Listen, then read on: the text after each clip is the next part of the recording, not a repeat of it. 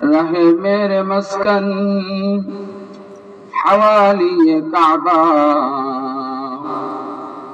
रहे मेरे मस्कन हवाली काबा, बने मेरे मदफन दियारे मदीना, बलगल उला बिकमालिही कशफत दुजा बिजमालिही, हसनत जमीउ खिसालिही सल्लू अलैहि व आलिही।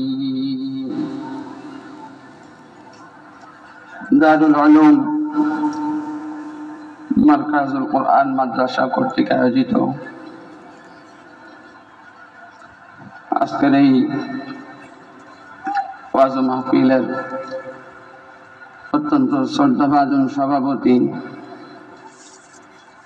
আলহাজ হেদায়েতুল্লাহ খোকন সাহেব, প্রধান বক্তা বন্ধুবর আলহাজ মাওলানা কামরুল ইসলাম আরিফি সাহেব, আমার আগে বয়ান করেছেন আমার আজিজ আমার ছাত্র হযরত মাওলানা মুফতি সাইফুল্লাহ সহ অসংখ্য অগণিত উলামায়ে কেরাম, সামনে উপবিষ্ট দিনদার ইমানদার মুসলমান ভাইরা, পর্দার অন্তরালের আবেদা জাহেদা মা ও বোনেরা, মহান আল্লাহ পাকের দরবারে অসংখ্য অগণিত শুকর যে আল্লাহ তাআলা আমাদেরকে মাহফিলের প্যান্ডেলে বেহেশতের বাগানে আসার বসার তৌফিক দিয়েছেন। সেজন্য মালিকের দরবারে জবান খুলে মোহাব্বতের সাথে ভক্তি ভরে আওয়াজকে দরাজ করে মুসলমানের জবানে যেমন আওয়াজ হওয়া দরকার তেমন আওয়াজে আকাশ বাতাস মুখরিত করে সকলেই আল্লাহ পাকের শুকর আদায় করি আলহামদুলিল্লাহ।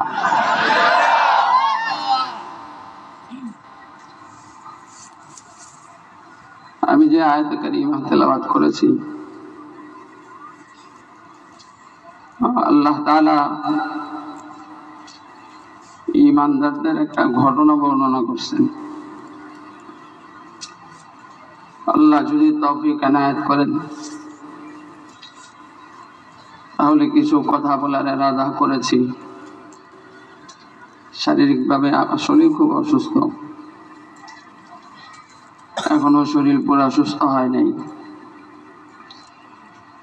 আপনারা দোয়া করেন যতক্ষণ আল্লাহ কথা বলেন জবান দিয়ে যেন সুস্থতার সাথে আল্লাহ তাআলা উপকারী কিছু কথা বের করে দেন, যেটা আমার জন্য সকলের জন্য ফায়দা হয়। বলেন আমিন। আমরা সবাই ঈমানদার, কোনো সন্দেহ আছে? নায়ের আওয়াজ এমন মনে হয় এমন ভোর 4টা বাজে। আমরা সবাই ঈমানদার, কোনো সন্দেহ আছে? কোনো সন্দেহ নাই। ঈমানদার হওয়ার কারণে আল্লাহ আমাদেরকে এখানে আনছেন। ঈমানদার না হইলে আল্লাহ আমাদেরকে হয় গির্জায় নিতেন, না হয় কোনো মন্দিরে নিতেন। আল্লাহ তাআলা ঈমানদার বানাইছেন বিদায় আমাদেরকে ওয়াজ মাহফিলে আনছেন। আল্লাহ ঈমানদার বানাইছেন বিদায় আমাদেরকে মসজিদে নেন। আল্লাহ ঈমানদার বানাইছেন বিদায় আমাদেরকে রমজান মাসে রোজা রাখান। আল্লাহ আমাদেরকে ঈমানদার বানাইছেন বিদায় আল্লাহ পাকের জিকির করার তৌফিক দেন। আল্লাহ আমাদেরকে ঈমানদার বানাইছেন বিদায় আমাদের দ্বারা নেক কাজ করার তৌফিক দেন।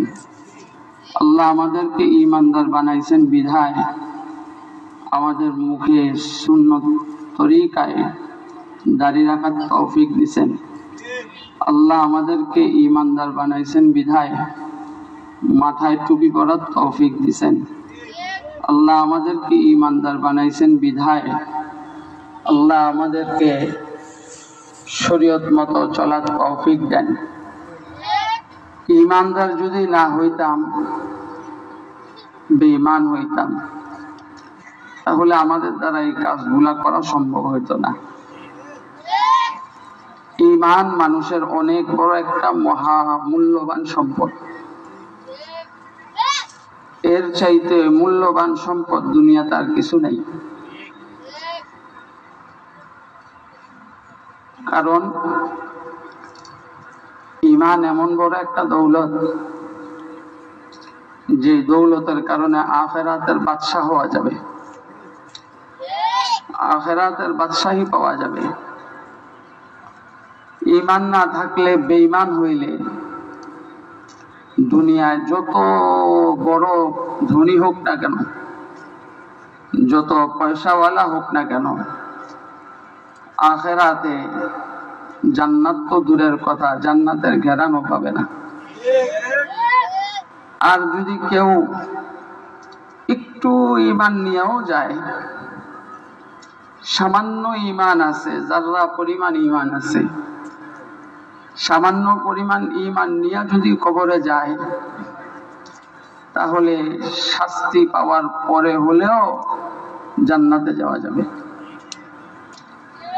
আল্লাহ তাআলা জান্নাতীদেরকে যখন জান্নাত দিবেন, জাহান্নামীদেরকে যখন জাহান্নাম দিবেন, তখন মিটি মিটি কিছু আলোর মতো দেখা যাবে। আল্লাহ তাআলা দেখবেন ওই সমস্ত ব্যক্তিদের মধ্যে একটু ঈমান আছে। আল্লাহ তাআলা আযাব দেওয়ার পরে আল্লাহ তাআলাকে বলবে, আল্লাহ, ওই যে জান্নাত দেখা যায়,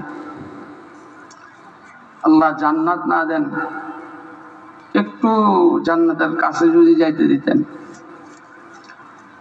আল্লাহ তাআলা তার আবদার পুরা করবে, জান্নাতের কাছে নেবে। জান্নাতের বাতাস যখন পাওয়া যাবে, তো আল্লাহ যদি একটু জান্নাতটা আরেকটু সামনে যাওয়ার তৌফিক দিতেন। আল্লাহ কয়, আর কিছু চাইবা না তো? কয় না। প্রথমবারও বলছে, আর কিছু চাইবা, আর কিছু বলবা না তো? কয় না। আল্লাহ তাআলা তার কথা অনুযায়ী আরেকটু সামনে দিব। জান্নাতের সুন্দর বাতাস যখন আসতে থাকবে, গায়ে লাগতে থাকবে, শীতল হয়ে যাবে, তো আল্লাহর কাছে আবার আবদার করে, আল্লাহ, যদি একটু জান্নাতটা ঘুরে দেখাইতা। আল্লাহ কয়, তুই না করলি, আর আবদার করবি না? আল্লাহ কারে কয়? আল্লাহ কাকে বলে এর আগে চিনেন? আল্লাহ কারে বলে? নিজের জন্মদাতা বাবাও সন্তান কথা রক্ষা না করলে বাবা তার আবদার পুরা করতে চায় না। নিজের মা, যে মা জন্ম দিছে, এই মার সাথে বেয়াদবি করলে মা কথা শুনতে চায় না। অথচ দুনিয়ার মধ্যে সবচাইতে মুহাব্বত করনেওয়ালা হইল মা। আল্লাহ তাআলা ৯৯ ভাগ মুহাব্বত, ভালোবাসা আল্লাহর কাছে রাখছে। ১ ভাগ ভালোবাসা আল্লাহ তাআলা পুরা দুনিয়ার মধ্যে দিছে। এর মধ্যে সবচাইতে বেশি ভালোবাসা আল্লাহ মার কাছে, মার মধ্যে দিছে। ৯৯ ভাগের ১ ভাগ মুহাব্বত আল্লাহ পুরা দুনিয়ার মধ্যে দিছে, আর ৯৯ ভাগ মুহাব্বত আল্লাহ তাআলার কাছে রাখছে। তো আল্লাহ কত ভালোবাসেন বান্দাকে একটু চিন্তা করে। যখন জান্নাতে গেছে, জান্নাতের নাজ ও নিয়ামত, এত সুন্দর দৃশ্য দেখছে, আল্লাহ যখন এই জায়গায় আসার সুযোগই দিচ্ছেন, আমার আর বের কইরেন না এখান থেকে। সুবহানাল্লাহ বলবেন। আল্লাহ তাআলা বলেন, তুই যখন তোর একটা কথাও রাখস নাই, আচ্ছা যা, আমি আরহামুর রাহিমিন তোকে জান্নাতের মালিক বানায় দিলাম।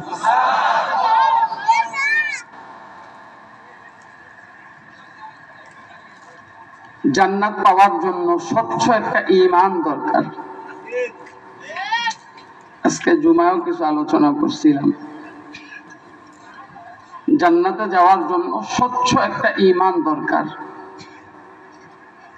ঈমানদার সবচাইতে মহামূল্যবান সম্পদের মালিক, যদিও সেই ব্যক্তি টাকা পয়সা অর্থ করি না থাকে, দিন মজুর হয়, তারপরেও সে ধনী। কারণ দুনিয়াটা অস্থায়ী, দুনিয়াটা স্থায়ী না, দুনিয়ায় থাকার জায়গা না, দুনিয়ায় কেউ থাকতে পারবে না। আমার বাপ দাদারা থাকতে পারে নাই, পূর্বপুরুষরা থাকতে পারে নাই, আমরাও দুনিয়া থাকতে পারবো না। ঈমানদার এটা বিশ্বাস করে, বাকি বিশ্বাস করলেও এই কথার অনুভবটা কম হয়, অনুভব ভিতরে আসে না। আমার আপনার ভিতরে তেমন অনুভব আসে না। অনুভব আসে কার? অসুস্থ হয়ে বিছনায় পড়ে গেছে, পশ্চিম দিকে একটা উষ্টাও খায় নাই, বিছনায় যখন পড়ে গেছে তখন আল্লাহ তুমি আমার মাফ করে দাও। এমন অসুস্থ হয়েছে, বিছনার থেকে আর উঠতে পারে না, এখন আল্লাহরে বলে আল্লাহ সারা জিন্দেগি অপরাধ করছি, তওবা করতেছি, আল্লাহ তুমি আমাকে ক্ষমা করে দাও। আল্লাহ তুমি তো আরহামুর রাহিমিন, তুমি গাফফার, তুমি সাত্তারুল আয়ুব। আল্লাহ তুমি সবচেয়ে বেশি মেহেরবান। আলেম ওলামাদের থেকে শুনছি তোমার চাইতে মোহাব্বত করনেওয়ালা আর কেউ নাই। আল্লাহ তুমি আমাকে মাফ করে দাও। কোন ব্যক্তি যদি সারা জিন্দেগি আল্লাহর নাফরমানি করে, মৃত্যুর আগে যদি তওবা করে আর আল্লাহ তাআলার প্রতি তার স্বচ্ছ ঈমান থাকে, স্বচ্ছ ঈমান নিয়ে যদি সে মারা যায়, কথার কথা লোকটা তওবা করছে, খালেস দিলে তওবা করছে, খালেস দিলে তওবা করার পরে তারপরে যদি লোকটা মারা যায়, আল্লাহ তাআলা এই লোকটাকে সারা জিন্দেগি নাফরমানি করা সত্ত্বেও আল্লাহর প্রতি স্বচ্ছ ঈমান নিয়ে যাওয়ার কারণে আল্লাহ তাকে জান্নাত দিয়ে দিবে। সুবহানাল্লাহ। বন্ধুরা আমার, ঈমান, স্বচ্ছ ঈমান দরকার। জান্নাতে যাওয়ার জন্য স্বচ্ছ একটা ঈমান দরকার। দুনিয়ায় থাকার জায়গা না, দুনিয়ায় থাকতে পারবো না। বয়স হওয়া শর্ত না মৃত্যুর জন্য, যেই কোনো সময় মৃত্যু হতে পারে। বৃদ্ধ হলে মৃত্যু হবে, এটা দুনিয়ার নিজাম নয়, আল্লাহর নিজাম নয়। দুনিয়া আসার সিরিয়াল আছে, যাওয়ার সিরিয়াল নাই। আমাদের আশেপাশে সমাজের মধ্যে তাকাইলে আমরা দেখতে পাই শত শত এমন প্রমাণ আছে। বৃদ্ধ মানুষও মৃত্যুবরণ করে, মধ্যবয়সী মানুষও মৃত্যুবরণ করে, যুবক মৃত্যুবরণ করে, কিশোর মৃত্যুবরণ করে, ছোট বাচ্চাও মৃত্যুবরণ করে। মৃত্যুর কোন মানুষ জানে না তার কার কখন মৃত্যু হবে। আল্লাহ তাআলা বলেন, ইযা জাআ আজালুহুম লা ইস্তাখিরুনা সাআতান ওয়া লা ইস্তাকদিমুন। আল্লাহ তাআলা যখন মৃত্যু দিবেন, যখন মৃত্যু চলে আসবে, যার মৃত্যু যখন লেখা আছে ঠিক ওই সময় আল্লাহ মৃত্যু দিবেন। এক সেকেন্ড আগেও মৃত্যু হবে না, এক সেকেন্ড পরেও মৃত্যু হবে না। এই জন্য যুবক ভাইরা আমার, এই কথা ভাবার কোনো অবকাশ নাই। যারা আল্লাহর হুকুম পালন করি না, এই কথা ভাবার কোনো অবকাশ নাই। আমার যখন আরেকটু বয়স হবে তখন আমি দাঁড়িয়ে রাখবো, আমার যখন আরেকটু বয়স হবে তখন আমি নামাজ ধরবো। এমন অনেক মধ্যবয়সী মানুষও আছে, বয়স্ক মানুষও আছে, ছেলে বিবাহ করাইছে, মেয়ে বিয়ে দিছে, এখনো পর্যন্ত নামাজ পড়ে না, আল্লাহর গোলামি করে না, আর বলে আমার নাতি নাতকুর হোক তারপরে দাঁড়িয়ে রাখবো, আপনাকে এই গ্রান্টি কে দিল? আপনার নাতি নাতকুর হওয়া পর্যন্ত আপনি বেঁচে থাকবেন। আপনাকে এই গ্যারান্টি কে দিছে? আপনার 30 বছর হওয়া পর্যন্ত আপনি বেঁচে থাকবেন, 40 বছর হওয়া পর্যন্ত আপনি বেঁচে থাকবেন, 50 বছর হওয়া পর্যন্ত আপনি বেঁচে থাকবেন। এই গ্যারান্টি আপনাকে কে দিছে? যে কোনো সময় মালাকুল মাউত চলে আসতে পারে। মালাকুল মাউত যখন চলে আসবে তখন যদি স্বচ্ছ ঈমান থাকে আর আমল থাকে, আমলে সালেহ নিয়ে যাওয়া যায়, তাহলে আল্লাহ তাআলা জান্নাতে পৌঁছায় দিবে। স্বচ্ছ ঈমান কেমন? সাহাবায়ে কেরামের যেমন ঈমান ছিল, আল্লাহ তাআলা এর জন্য কোরআনে হাকিমের মধ্যে বলেন, আমিনু কামা আমানান নাস, আমিনু কামা আমানান নাস। এই তোমরা ঈমান আনয়ন করো কেমন ভাবে? আয় কামা আমানাস সাহাবা, সাহাবায়ে কেরাম যেমন ঈমান আনয়ন করছে সাহাবায়ে কেরামের মতো ঈমান আনয়ন করো। সাহাবায়ে কেরামের ঈমান কেমন ছিল? বেলাল হাবশির দিকে তাকাইলে বোঝা যায় কেমন ঈমান ছিল। যত মুসিবত আসুক না কেন, ঈমানের উপর যত ঝড়ঝাপটা আসুক না কেন, ঈমান ছাড়া যাবে না। যত বালা মুসিবতে আসুক না কেন, ঈমান ছাড়া যাবে না, ইসলাম ছাড়া যাবে না। বেলাল হাবশি ঈমান আনয়ন করার কারণে উত্তপ্ত বালুর উপর শোয়া দিছে, শুধু তাই না বুকের উপর পাথর চাপা দিছে। বেলাল বলে, আহাদ আহাদ আহাদ রব্বি আল্লাহ, রব্বি আল্লাহ, রব্বি আল্লাহ। বেলালের জবান দিয়ে উচ্চারিত হয় আমার আল্লাহ এক, আমার আল্লাহ এক। জবানটা খুলে একটা ডাক দেন আল্লাহ। জীবনের সর্বোচ্চ শক্তি দিয়ে ডাক দেন আল্লাহ। মুহাব্বতের সাথে আল্লাহকে একটা ডাক দেন আল্লাহ। বেলাল আহাদ আহাদ বলে। বেলালকে তারপরে ঈমান থেকে বিরত রাখতে পারে না, বেলালের জিভটা টান দিয়ে পেরেক লাগাই দিছে। তারপরেও দেখা যায় বেলালের ঠোঁট গুলা লড়ে। বেলালকে পরবর্তীতে জিজ্ঞেস করছে, বেলাল তোমাকে এমন শাস্তি দেওয়া হলো, তোমাকে এমন শাস্তি দেওয়া হলো, তোমার মুখের মধ্যে তোমার জবান পর্যন্ত বন্ধ করে দেওয়া হলো, তারপরেও তোমার ঠোঁটগুলি নড়তে দেখা গেছে কেন? তুমি কি বলছো? বেলাল বলে, আমি আমার মাওলাকে ডাক দিছি। বলে, এত কষ্ট দেওয়ার পরেও তুমি আল্লাহকে ছাড়লে না, এত কষ্ট দেওয়ার পরেও তুমি আল্লাহকে ডাকলে কেন? বেলাল বলে, আমি আমাকে যত কষ্ট দিয়েছে, আমার জীবের মধ্যে পেরেক লাগা দেওয়ার পরও যখন আমি আমার মাওলাকে ডাক দিছি, আমি যতটা আমার মাওলাকে ডাক দিয়েছি, আমার মাওলা প্রত্যেকটা ডাকের জবাব দিয়েছে। আমিনু কামা আমানান নাস। ঈমান আনয়ন করো সাহাবায়ে কেরামের মতো। সাহাবায়ে কেরাম যেমন ঈমান আনয়ন করেছে, এমন ঈমান আনয়ন করো। আজকে আমাদের সমাজের মধ্যে কারো কারো ঈমানের দাম 5,000 টাকা, কারো কারো ঈমানের দাম 10,000 টাকা, কারো কারো ঈমানের দাম 1 লাখ টাকা, কারো কারো ঈমানের দাম অন্য কিছু, কারো কারো ঈমানের দাম কিছু সম্পদ। বলবেন এটা কিভাবে?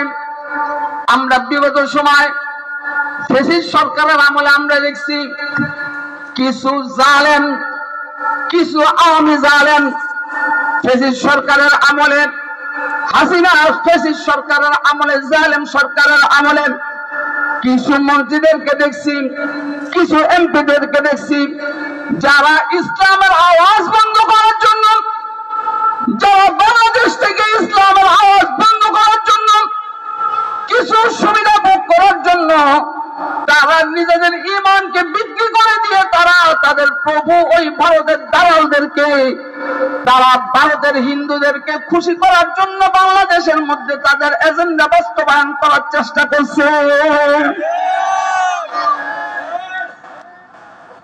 কিন্তু আলেম উলামা সাহাবায়ে কেরামের কিছু নমুনা দেখাইছে।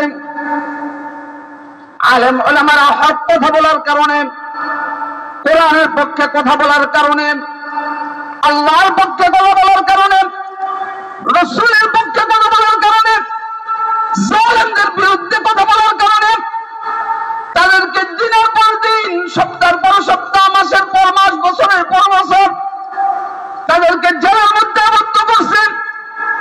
আর তাদেরকে বাধ্য করছে, তাদেরকে বলছেন আর কোনদিন এই ধরনের কথা বলা যাবে না।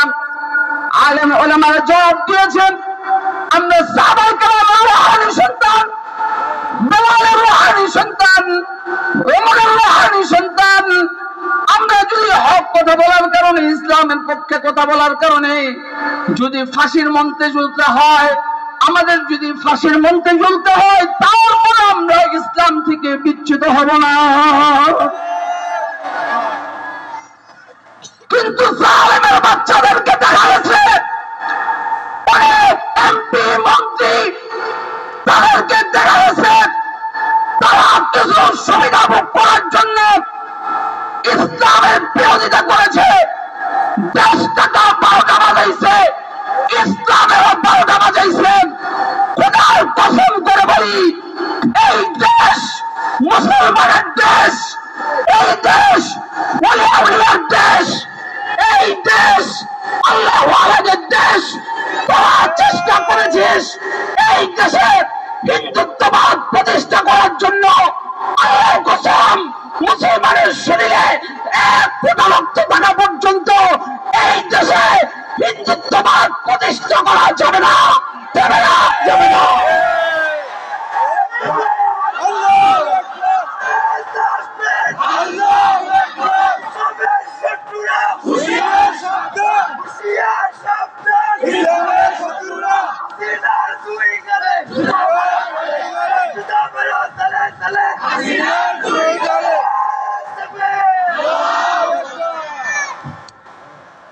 এখনো পর্যন্ত ষড়যন্ত্রে লিপ্ত।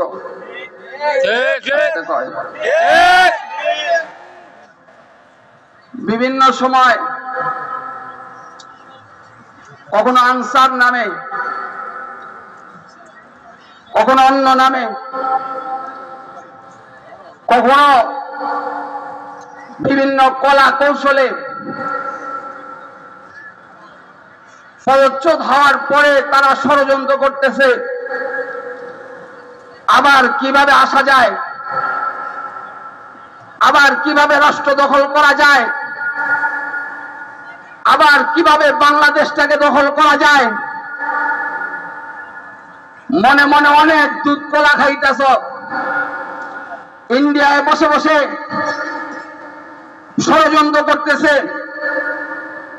তাদের ষড়যন্ত্রের কারণে বাংলাদেশের মধ্যে হিন্দুদের উগ্র গোষ্ঠী ইসকন, তারাও চেষ্টা করতেছে বাংলাদেশের মধ্যে একটা ফিতনা সৃষ্টি করার জন্য। বাংলাদেশের মধ্যে কিভাবে হিন্দুত্ববাদ প্রতিষ্ঠা করা যায়। বিগত সময় দেশটার 12টা বাজিয়েছে, ইসলামেরও 12টা বাজিয়েছে। শিক্ষা নীতির মধ্যে হিন্দুত্ববাদ প্রবেশ করেছে। যারা এখন আছে তাদেরকে বলতে চাই, বা যারা সামনে রাষ্ট্র ক্ষমতায় আসবে তাদেরকে বলতে চাই, এই শিক্ষানীতি পরিবর্তন করতে হবে, না হয় এই শিক্ষানীতিকে ডাস্টবিনে নিক্ষেপ করা হবে। মনে মনে যতই দুধ কলা খাও না কেন, কোনো কাজ হবে না। পাবলিক জুতা লইয়া প্রস্তুত, আসতে কয়।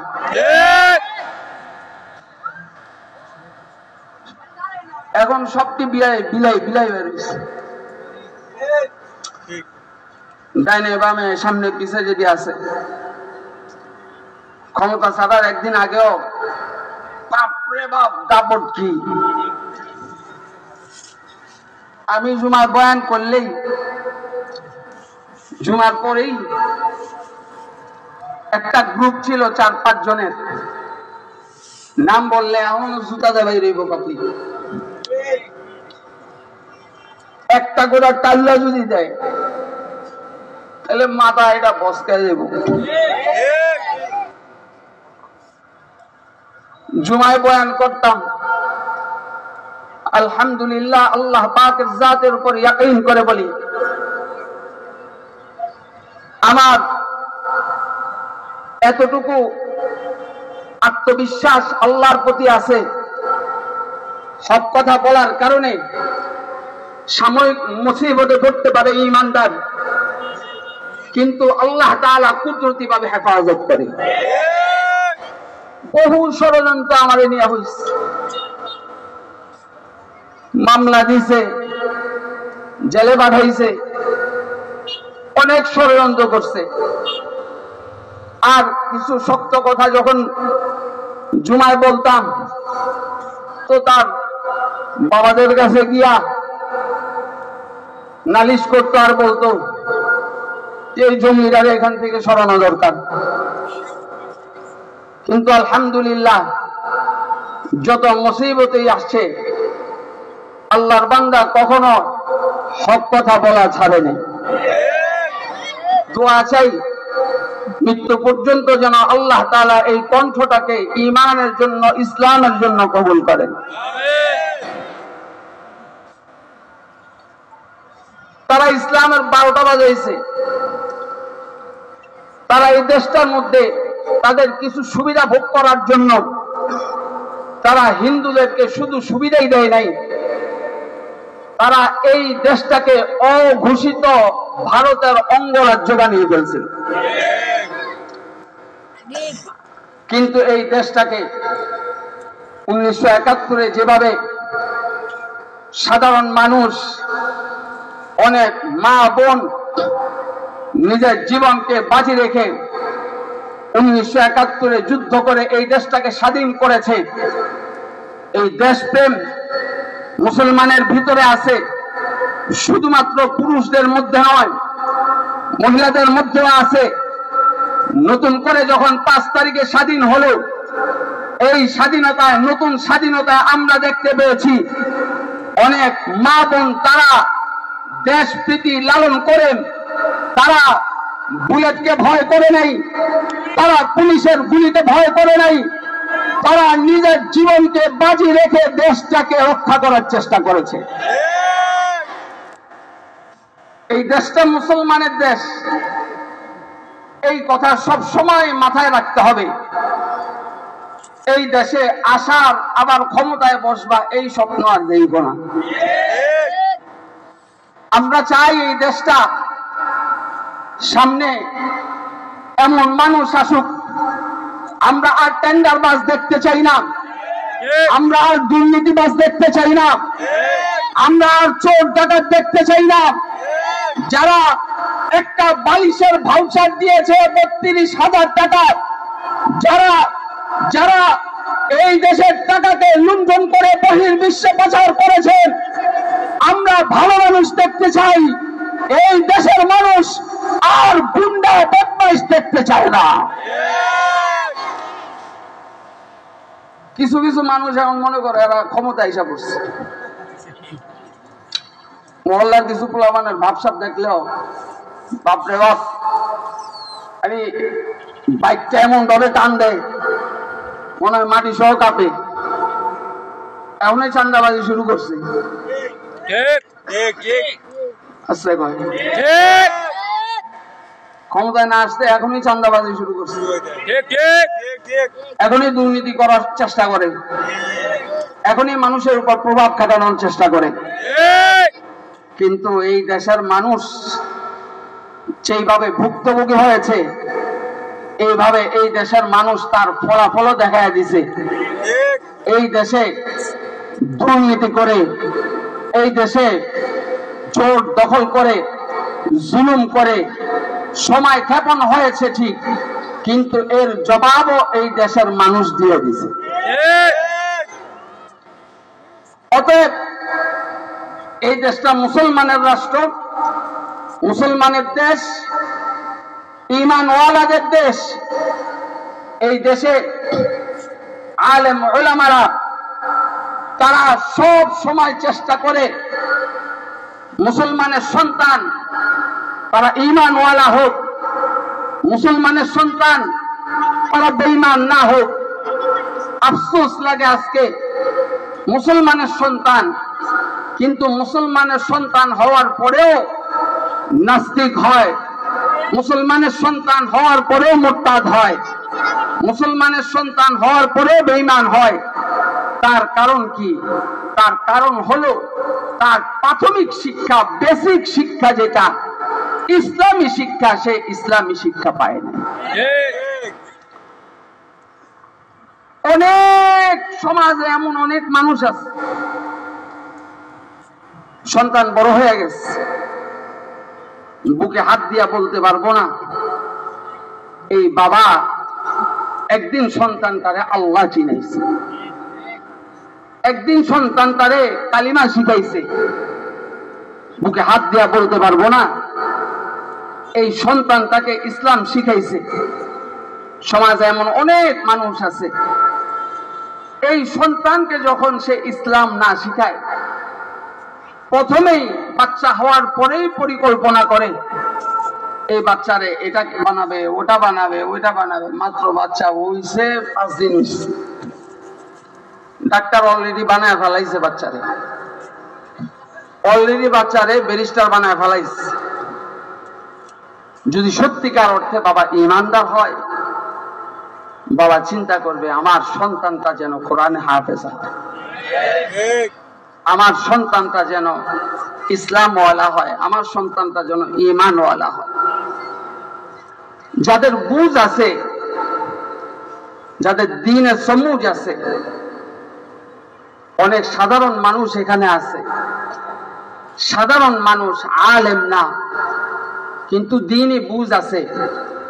দ্বীনি বুঝ থাকার কারণে তখন বাচ্চাটা যখন কথা ফুটে, একটা দুইটা কথা ফুটে, তখন বাচ্চাকে বলে বলো বাবা আল্লাহ। বাচ্চাটাকে প্রথম শিখাবে আল্লাহ, এটাই মুসলমানের তালিম, এটাই মুসলমানের শিক্ষা। বাচ্চাকে প্রথম বলাবে আল্লাহ। আমার রবকে জবান খুলে বলেন, আমাদের সকলের রবকে, আমাদের সকলের রব আল্লাহ। মুসলমানের সন্তান হিসাবে এটাই পারিবারিক শিক্ষা। পারিবারিক শিক্ষা মানি ভদ্রতা না, পারিবারিক শিক্ষা মানি আজকে হাই সোসাইটিতে যেগুলা শিখানো হয় ওইটা পারিবারিক শিক্ষা না। বর্তমান সমাজে পারিবারিক শিক্ষা একদম বিলুপ্তর পথে। আগের জামানার মানুষ জানতো কম কিন্তু মানতো আলহামদুলিল্লাহ। আগের জামানার মানুষ ছোট্ট বাচ্চা হইছে, বয়স হইছে, বাচ্চাকে মক্তবে পাঠাইতো কোরআন শিখার জন্য, বাচ্চাকে নামাজ শিখার জন্য মসজিদে পাঠাইতো, বাচ্চাকে ইসলাম শিখার জন্য মসজিদে পাঠাইতো। আগের জামানার পারিবারিক শিক্ষা ছিল সালাম শিখাইতো বাবা। এখনো কিছু কিছু মানুষ আছে যারা সন্তানকে এই শিক্ষাগুলা দেয়। সন্তান যখন কথা বলা শিখে তখন সন্তানকে শিখায় লা ইলাহা ইল্লাল্লাহু মুহাম্মাদুর রাসূলুল্লাহ সাল্লাল্লাহু আলাইহি ওয়াসাল্লাম। আল্লাহ শিখায়, বলো বাবা আল্লাহ আল্লাহ আল্লাহ আল্লাহ আল্লাহ আল্লাহ আল্লাহ আল্লাহ আল্লাহ আল্লাহ আল্লাহ আল্লাহ আল্লাহ আল্লাহ আল্লাহ আল্লাহ আল্লাহ।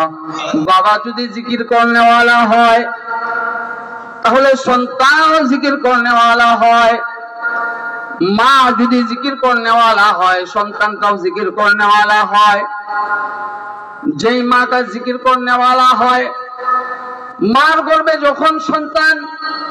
যখন সন্তানটা গর্ভে আসে, মা যদি নামাজি হয়, মা যদি মুত্তাকিয়া হয়, তখন সন্তান গর্ভে আসার পরে মা আল্লাহ পাকের এক একটা কুদরতি পায়ে সেজদা দেয়, মা আল্লাহ পাকের কুদরতি পায়ে সেজদা দেয়, আবার ওঠে আবার সেজদা দেয়।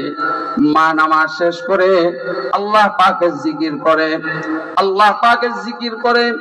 এই যে মা নামাজ পড়লো, আল্লাহ পাকের জিকির করলো, ওজিফা আদায় করলো, কোরআন তেলাওয়াত করলো, এর একটা প্রভাব সন্তানের উপর পড়ে। কিন্তু আফসোস আফসোস আফসোস, কোন জমানায় আসলাম যে জমানার অধিকাংশ মা বোনেরা গর্ভে সন্তান আসার পরে তার উচিত ছিল আল্লাহ পাকের দিকে নতজানু হওয়া, আল্লাহ পাকের দিকে মুহতাজ হওয়া, আল্লাহ পাকের কাছে দোয়া করা, আল্লাহ আমার গর্ভে যে সন্তানটা আছে এই সন্তানটাকে তুমি নেককার বানাইও। যেমন আগের জমানার মা বোনরা বলতো, গর্ভে সন্তান আসলে তখন মা বোনরা দোয়া করতো, আল্লাহ আমার গর্ভে যে সন্তানটা আছে এই সন্তানটাকে তুমি সহি সালামতে রাখো, আল্লাহ সুস্থ এবং নেক সন্তান তুমি আমাকে দান করিও। কিন্তু কোন জামানায় আসছি, যেই জামানায় গর্ভে সন্তান আসার পরে নামাজ পড়বে তো দূরের কথা, কোরআন পড়বে তো দূরের কথা, জিকির করবে তো দূরের কথা, সারাদিন মোবাইল আর ফেসবুক আর স্টার জলসার মধ্যে লিপ্ত। তোমার ঘরে আব্দুল কাদের জিলানী হইব না, তোমার ঘরে বাইজিদ বুস্তামি হইব, পরিমণির ঘরে পরিমণি হইব, নষ্টার ঘরে নষ্টাই হইব, আর ভালো মানুষের ঘরে ভালো মানুষই হইব। পারিবারিক শিক্ষার একটা দাম আছে। বাবা ঘরে ঢুকবে, ছোট্ট সন্তান আছে তো বাবা ঢোকার সময় বলবে আসসালামু আলাইকুম ওয়া রাহমাতুল্লাহ। সন্তানের বয়স হয় নাই এখনো পর্যন্ত সালাম দেওয়ার। একদিন, 2 দিন, 3 দিন, 4 দিন, 5 দিন, 1 সপ্তাহ, 15 দিন, 1 মাস যাওয়ার পরে যখন সন্তান দেখে 2 বছর, 3 বছরের বাচ্চা কথা এখনো বলতে পারে না, বাবা ঘরে আসার পরে সালাম দেয় আসসালামু আলাইকুম ওয়া রাহমাতুল্লাহ, তখন এই বাচ্চাটা দেখতে দেখতে এই বাচ্চাটাও বলার চেষ্টা করে। সালাম না দিতে পারলেও বাচ্চাটা অঙ্গি ভঙ্গিতে বুঝায়, বাবা আমি তোমারে সালাম দিতেছি, জোরে কোন ঠিক না বেঠি? বাচ্চারা খাবার খাওয়ানোর সময় বাচ্চার কথা ঘটে নাই, খাবার দেন, বিসমিল্লাহ বলেন, বাচ্চা বলতে পারে না, আপনি বলেন বিসমিল্লাহ। বাচ্চা ঘুমানোর সময় আপনি বাচ্চাকে শিক্ষা দেন, ঘুমানোর সময় বাচ্চা দোয়া করতে পারে না, আপনি বলেন আল্লাহুম্মা বিসমিকা আমুতু ওয়া আহইয়া। বাচ্চা শুনতে শুনতে একটা সময় দেখবেন বাচ্চা নিজে বলতে পারে আল্লাহুম্মা বিসমিকা আমুতু ওয়া আহইয়া। ঘুমের থেকে উঠার পরে আপনি নিজেই দোয়াটা বাচ্চাকে পড়ান, আলহামদুলিল্লাহিল্লাযী আহইয়ানা বা'দা মা আমাতানা ওয়া ইলাইহিন নুশুর। বাচ্চা দেখবেন এক সময় নিজেই বলতে পারে। বাচ্চা অন্য কিছু শিখে নাই এখনো পর্যন্ত, স্কুলে ভর্তি করার নাই, কিন্তু দেখবেন বাচ্চাকে যখন পড়া ধরাবেন, পড়া ধরানোর সময় বাচ্চা আলহামদুলিল্লাহ অনেক ইসলামিক শিক্ষা বাচ্চা শিখে ফেলবে। এটার নাম পারিবারিক শিক্ষা। পারিবারিক শিক্ষা যখন সন্তান পায়, ওই সন্তানটা নাস্তিক আর মুরতাদ হইতে পারে না। বন্ধুরা আমার, এই জন্য ইমানদার হিসাবে স্বচ্ছ একটা ইমান দরকার, মুসলমান হিসাবে স্বচ্ছ একটা ইমান দরকার। এই আসবাবে যজম করা, যত মুসিবতে আসুক না কেন কোন অবস্থায় ইমান হারা হব না, যতই কষ্ট হোক না কেন কোন অবস্থায় ইমান হারা হব না। আমি যে আয়াতে কারিমা তেলাওয়াত করেছি, আল্লাহ তাআলা এই আয়াতের ব্যাখ্যার মধ্যে আল্লাহ তাআলা কোরআনের মধ্যে এই ঘটনা আনছেন, ঈমানদারের ঘটনা। ঈমানদার কেমন হওয়া চাই? এই ঘটনা রাসূল আরবি সাল্লাল্লাহু আলাইহি ওয়াসাল্লাম বর্ণনা করেছেন। মুসলিম শরীফের মধ্যে আসছে এই ঘটনা। আল্লাহ তাআলাও বর্ণনা করেছেন কোরআনের মধ্যে। পূর্বের জমানার এক বাদশা ছিল অমুসলিম, বাদশা ছিল বেঈমান। আগের জমানার বাদশারা জাদুঘর পালতো, জাদুঘর। যেমন ফেরাউন কিছু জাদুঘর পালতো। আগের জমানার রাজা বাদশারা এমন কিছু জাদুঘর পালতো, যেই জাদুঘররা, ওই বাদশাদের বিশ্বাস জাদুঘররা এই রাষ্ট্রটাকে দেখে শুনে রাখবে। বর্তমান জমানায় যেমন আগের জমানায় আমরা দেখছি, এই যে কিছুদিন আগে আমরা দেখছি সরকার দেশটাকে ঠিক রাখার জন্য, নিজের ক্ষমতা ধরে রাখার জন্য তারাও কিছু গুন্ডা বাহিনী পালতো। আগের সরকার দেখছি গুন্ডা বাহিনী পুলিশই বানাইছে। তাদের দলীয় ক্যাডাররা যেই গুন্ডামি করত, এই গুন্ডামি করছে পুলিশরা। এক মাইল খায়া বাইরে বা এমন সোজা হয়েছে, এখন দেখলে কয় স্যার। আগে রাস্তা দিয়া গাড়ি নিয়ে গেলে, ঢাকা পর্যন্ত গেলে 4-5 জায়গায় থামাইতো, এখন দৌড়েও থামায় না। আগে এই পোশাকটা পরে তারা রাষ্ট্রীয় ক্ষমতা দেখিয়ে, মানুষদেরকে ভয় ভীতি দেখিয়ে মানুষের উপর জুলুম আর অত্যাচার করত। কিন্তু খোদার মায়ের এক মাইরে এমন সোজা হইছে, এখন দেখলে সালাম দেয়। পূর্বে জমানায় এমন রাজা বাদশারা কিছু জাদুঘর পালতো, জাদুঘর। বাদশাকে জাদুঘর বলে, বাদশা আমার তো বয়স হয়ে গেছে, তো আপনি এক কাজ করেন, পুরা দেশ থেকে যাচাই বাছাই করে একটা বালক ঠিক করেন, মেধাবী স্টুডেন্ট ঠিক করেন, যে বালকটাকে আমি জাদুবিদ্যা শিক্ষা দিতে পারি, আর ওই ছেলেটা যেন পুরা রাষ্ট্রটা দেখে শুনে রাখতে পারে। বাদশা পুরা দেশ থেকে যাচাই বাছাই করে একটা ছেলেকে ঠিক করছে। বলে এই যে নেন, তাকে জাদুবিদ্যা শিক্ষা দেন। বাচ্চাটাকেও বলছে, বালকটাকেও বলছে, তুমি প্রতিদিন বাড়ি থেকে আসবা আর এখানে জাদুবিদ্যা শিখবা। আপনাদেরকে জিজ্ঞেস করতে চাই, জাদুবিদ্যা, ব্ল্যাক ম্যাজিক হালাল না হারাম? জাদুবিদ্যা শিখার জন্য বাচ্চাটাকে প্রতিদিন বলছে আসতে। বাচ্চাটা প্রতিদিন আসে। আসা যাওয়ার পথে ঈসা আলাইহিস সালাতু ওয়াস সালামের একজন অনুসারী এক আলেমের বাড়ি, এক রাহেবের বাড়ি। ওই আলেম দেখে বাচ্চাটা প্রতিদিন আসা যাওয়া করে। বাচ্চাটাকে একদিন জিজ্ঞেস করে, তুমি কোথায় যাও? বলে আমি আমার প্রভুর কাছে যাই জাদুবিদ্যা শিখার জন্য। ওই আলেম তাকে বলে, তোমার প্রভু এটা না, তোমার রব এটা না, তোমার রব হইলেন আসমানের মালিক যিনি, জমিনের মালিক যিনি, আমার সৃষ্টিকর্তা যিনি, তোমার সৃষ্টিকর্তা যিনি, কুল কায়নাতের মালিক যিনি, তিনি একমাত্র আল্লাহ, তিনি একমাত্র রব, অন্য আর কেউ রব হতে পারে না।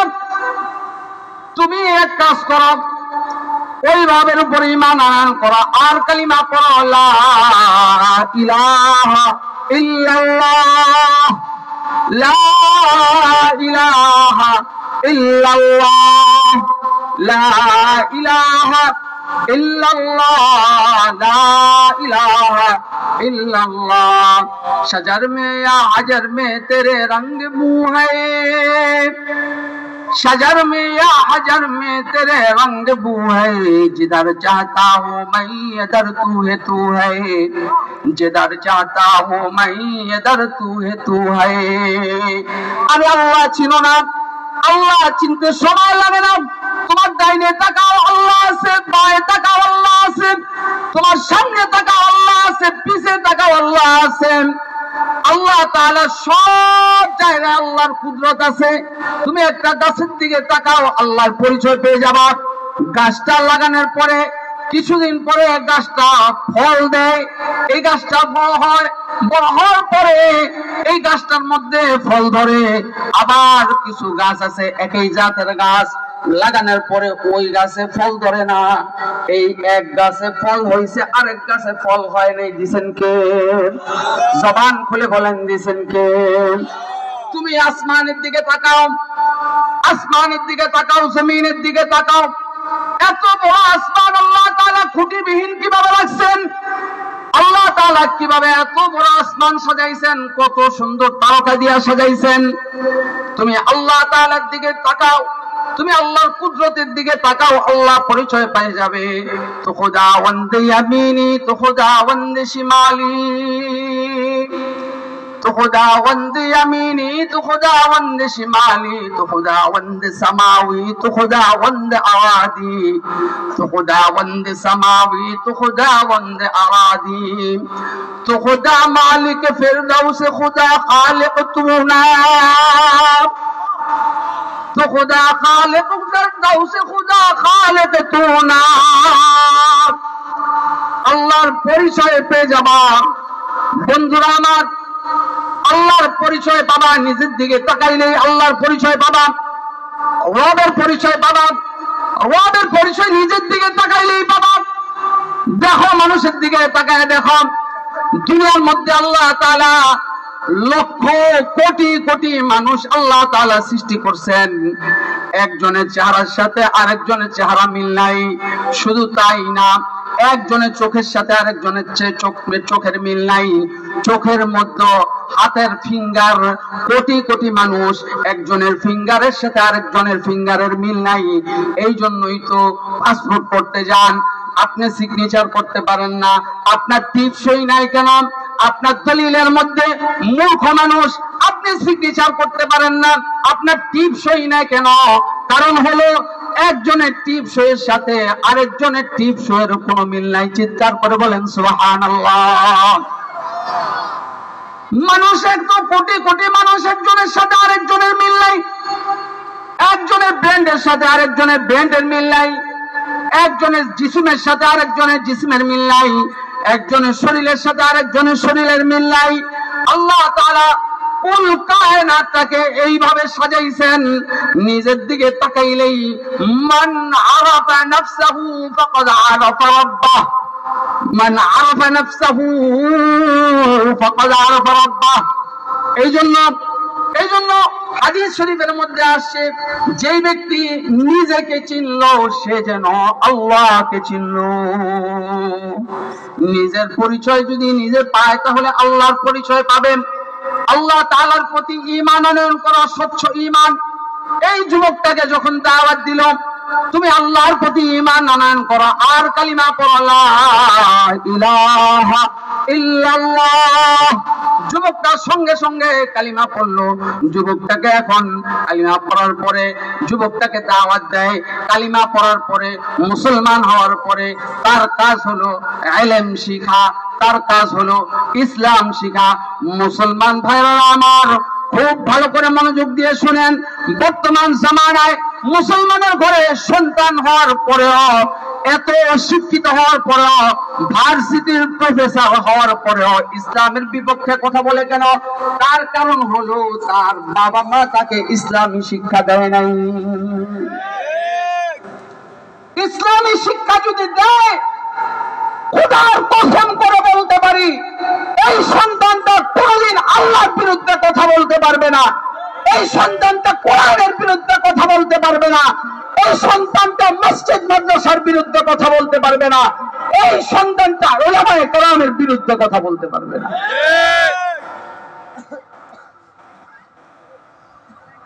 সন্তানটাকে এখন বলে তুমি প্রতিদিন আসা যাওয়ার পথে আমার কাছে ইলম শিখবা। বলে ঠিক আছে। এই ছেলেটা প্রতিদিন আসা যাওয়ার পথে হঠাৎ করে একদিন রাস্তার মধ্যে এমন রাস্তার মধ্যে বিশাল বড় একটা প্রাণী, দাব্বাতুন আযীমা।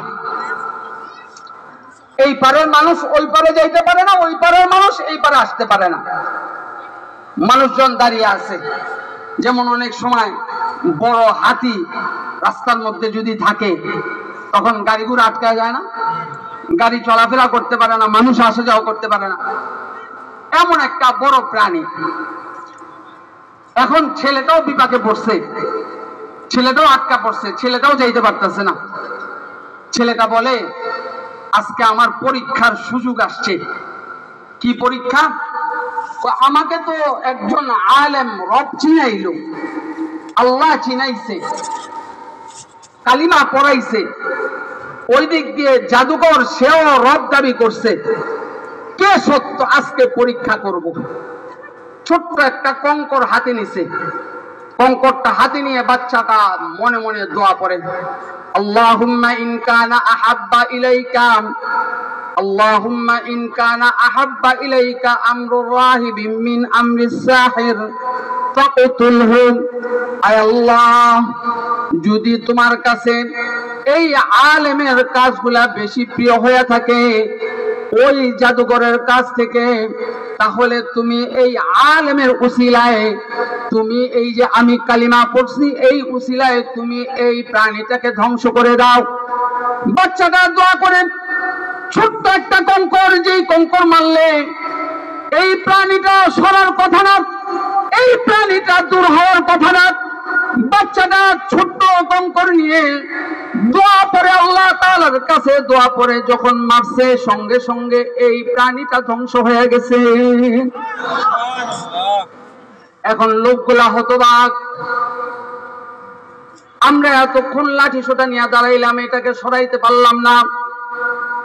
ছোট্ট একটা বাচ্চা একটা কঙ্কর মারলো, সঙ্গে সঙ্গে এটা ধ্বংস হয়ে গেল। বাচ্চার হাতে কোনো কারিশমা আছে।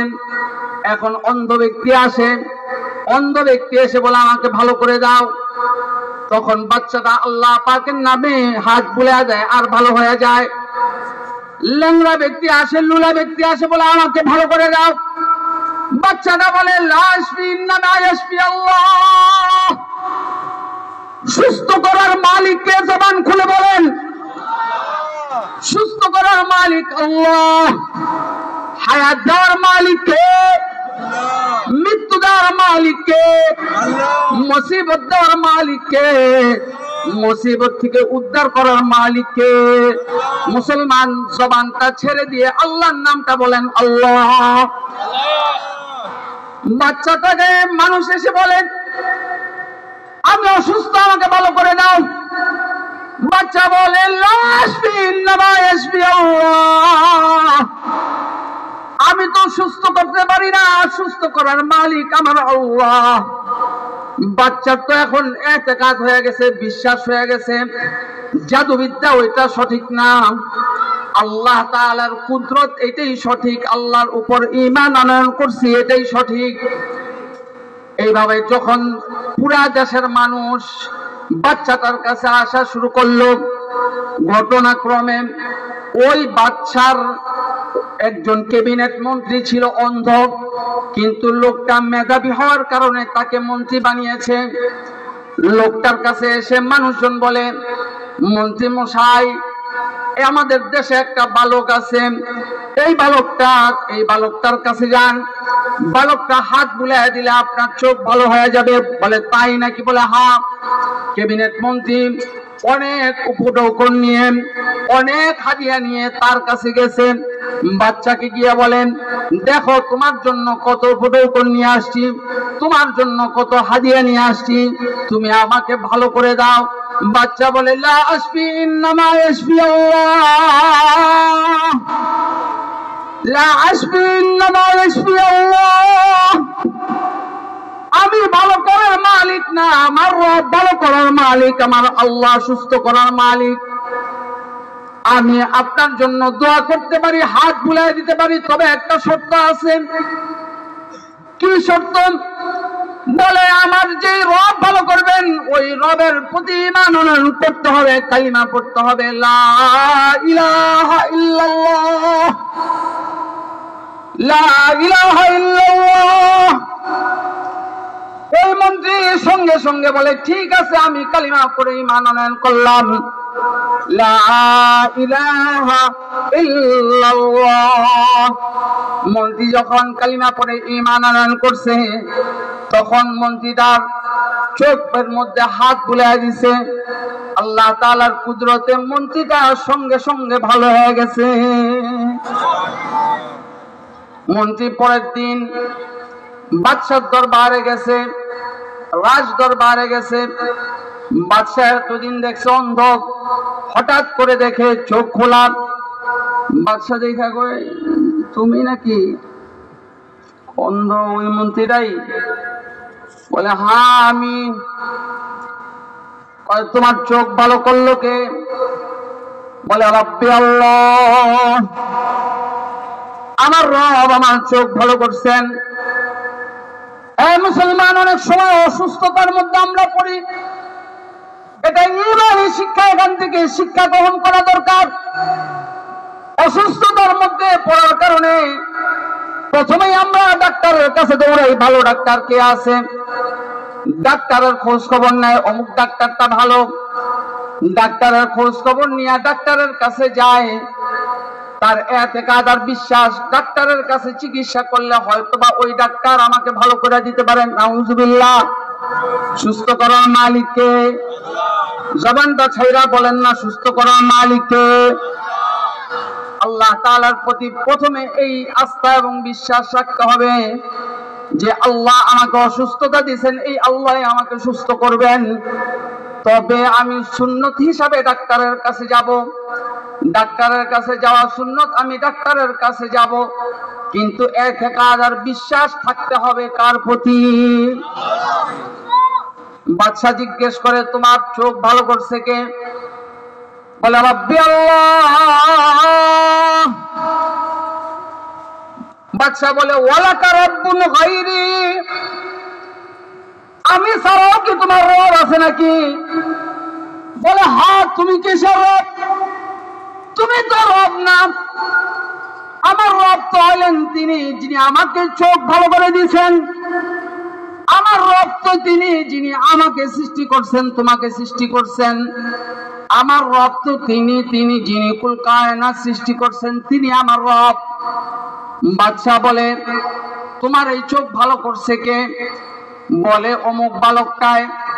বালকটাকে ডেকে আনছে। বাদশা মনে মনে বলে যাক ভালোই হয়েছে, আমি যেই বাচ্চাটাকে জাদুবিদ্যা শিখাইছি এই বাচ্চাটা চোখ ভালো করে দিছে, এই বাচ্চাটার দ্বারা তো কাজ হবে, আমার রাষ্ট্রটা খুব সুন্দর করে চলবে।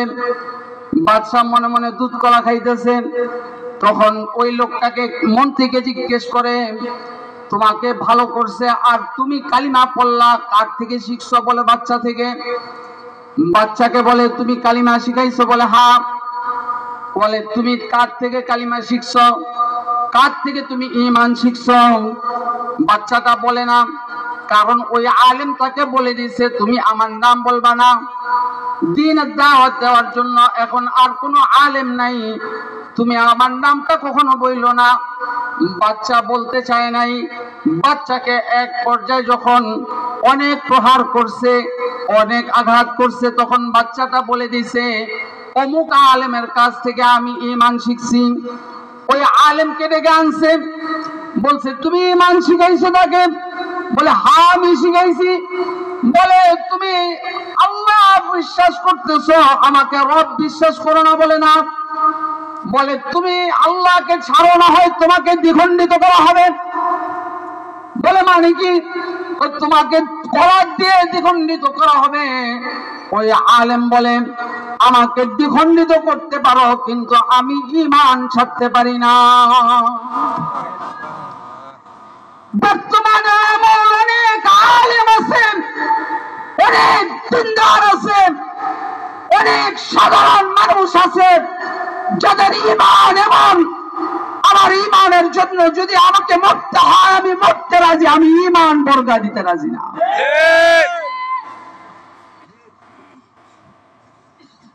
ওই লোকটাকে করাত দিয়ে ঠিকই দ্বিখণ্ডিত করে দেওয়া হয়েছে। এখন মন্ত্রীকে বলে তুমি ইমান ছাড়ো, না হয় তোমাকেও তার মতো পরিণত করা হবে। বলে কোনো অসুবিধা নাই, আমি মরতে রাজি, তারপরেও আমি আল্লাহর প্রতি ইমান ছাড়তে রাজি না। মুসলমান ইমান কাকে বলে শিখেন, ইমান কাকে বলে শিখেন। যুবক শিখো ইমান কাকে বলে। আজকে তোমার ইমান হরণ করছে, তোমার কোনো খবর নাই। তোমাকে নিত্য নতুন শিক্ষা দিয়ে তোমার ইমান হরণ করছে, তোমার কোনো খবর নাই। তোমাকে বিভিন্ন শিক্ষা দিয়ে, তোমাকে প্রলোভন দিয়ে তোমাকে বেঈমান বানাচ্ছে, তোমার কোনো খবর নাই। তুমি মুসলমানের সন্তান, তোমার সব সময় মনে রাখতে হবে আমি একজন ইমানদার। আমি সব কিছু দিতে পারি কিন্তু আর ইমান দিতে পারি না।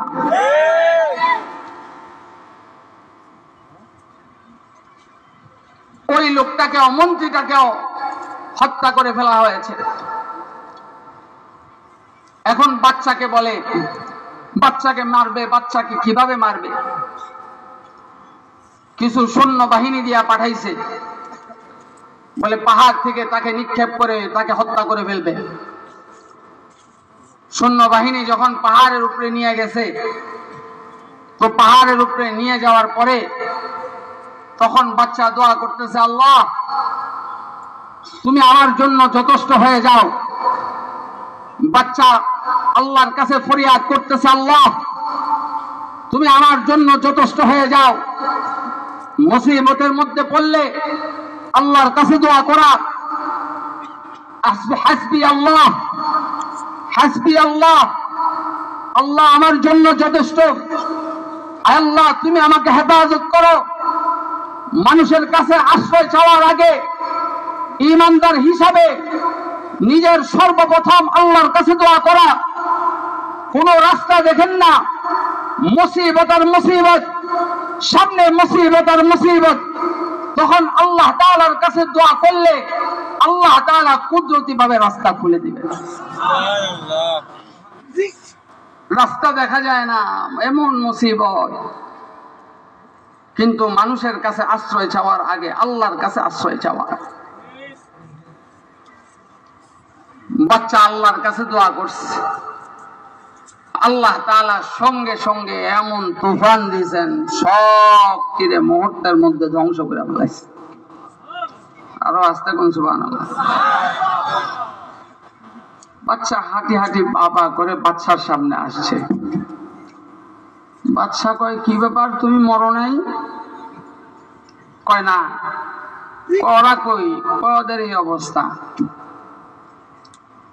এবার আবার সৈন্যবাহিনী দিয়া সাগরের মধ্যে ফালাইয়া দেওয়ার জন্য পাঠাইছে।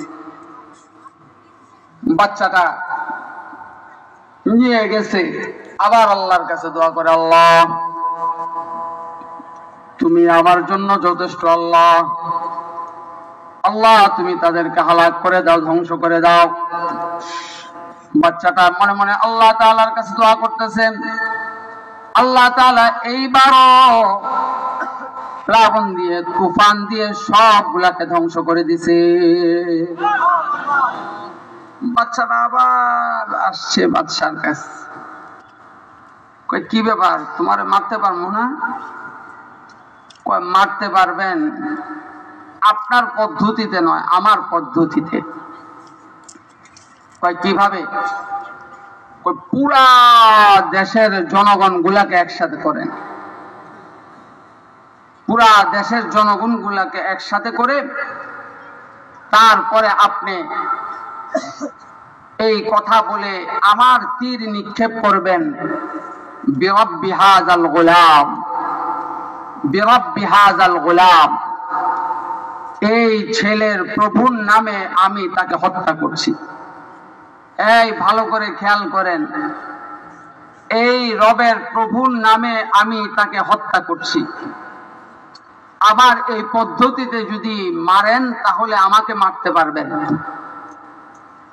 বাদশা ঠিকই পুরা দেশের জনগণ গুলাকে একসাথে করছে,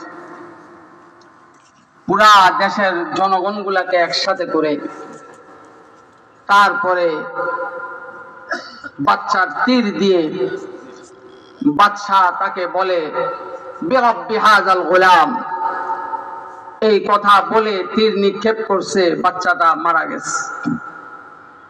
মজার বিষয় আর আশ্চর্যের বিষয়, জোরে একটা সুবহানাল্লাহ ডেলিভারি দেওয়ার জন্য অপেক্ষা করেন, আমি খবরটা দেওয়া মাত্রই সর্বোচ্চ কণ্ঠে সুবহানাল্লাহ বলবেন। মজার বিষয় হলো বাচ্চাটাকে যখন বলছে বিরাব্বি হাযাল গোলাম, পুরা দেশের জনগণ একসাথে বলে উঠছে আমান্না বিরাব্বি হাযাল গোলাম, আমান্না বিরাব্বি হাযাল গোলাম। এক বাচ্চাকে হত্যা করছে আর পুরা দেশের মানুষগুলা বলে আমরা এই বাচ্চার রবের উপর ঈমান আনয়ন করলাম।